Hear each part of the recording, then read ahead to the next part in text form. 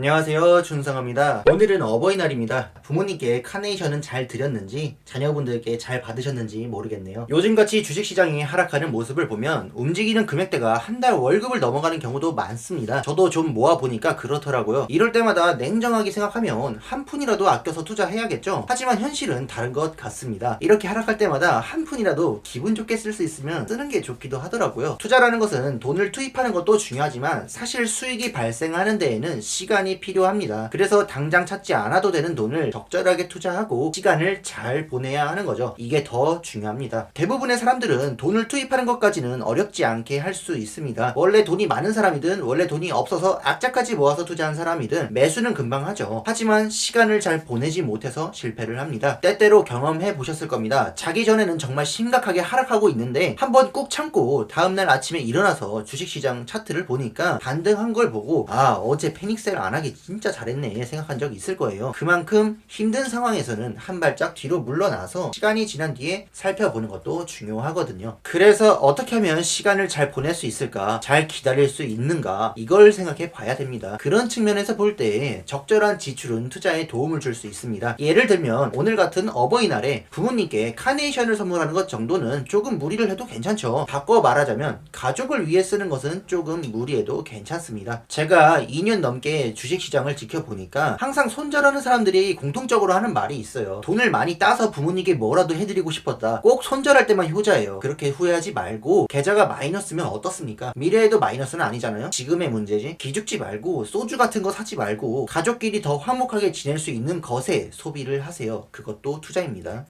알게 모르게 우리는 주위의 영향을 많이 받기 때문에 옆에서 계속 내 투자를 의심하고 내심 관두기를 바라는 가족이 있다면 지속하기 어렵습니다. 오빠 요즘에 나한테 주식 얘기 안 하더라? 내 돈 잘 있지? 좀 힘든가 봐. 너가 안 힘들면 괜찮지. 그치? 너가 모르면 괜찮지. 그러니까 얘기를 안 해. 모르는 사이에 복구가 되는 거지. 그럼 지금 마이너스인가 보네? 그럴 수도 있고 아닐 수도 있지. 아무튼 나를 응원하고 나의 투자를 존중해줄 수 있는 가족이 있다면 굉장히 힘이 됩니다. 오빠 믿지?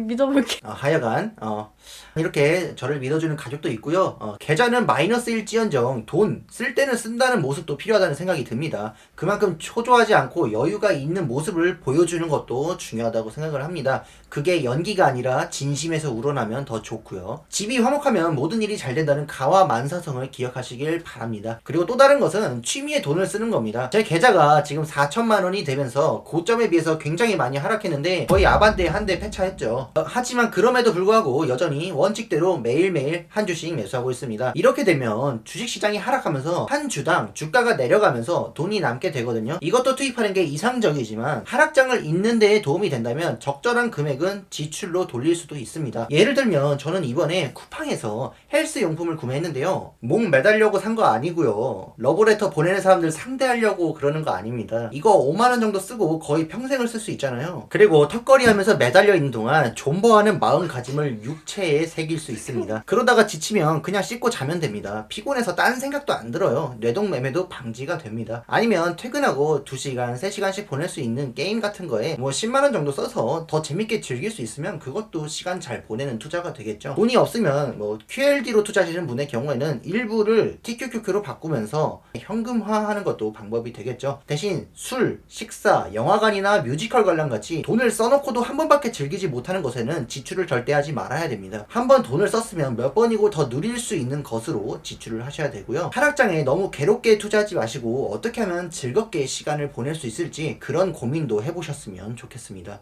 마치면서 준수지수 말씀드리겠습니다. 5월 6일 종가 기준으로 48.8%입니다. 몬테카를로 시뮬레이션 상위 48.8%라는 말이죠. 확률상 적정성은 아주 높게 나타나고 있습니다. 장기적인 관점에서 봤을 때는 지금 매수한 것이 후회를 일으킬 정도는 아니라고 보고요. 매수하는 데에 부담을 주지 않는 구간입니다. 고점에서 시작했다고 해서 너무 괴로워할 게 아닙니다. 어쩌면 나라는 사람은 그 정도의 상승장이 아니었다면 주식시장에 전혀 관심 갖지 않았을지도 모른다고 생각해보세요. 계좌에 떠있는 마이너스는 자기 자신을 바꾸기 위해서 기꺼이 지불한 금액이고 여러분이 자기 자신을 바꾸는 데 성공한다면 돌려받을 금액입니다. 부디 초심을 잃지 않기를 바라면서 마치도록 하겠습니다. 오늘도 끝까지 시청해주셔서 감사합니다.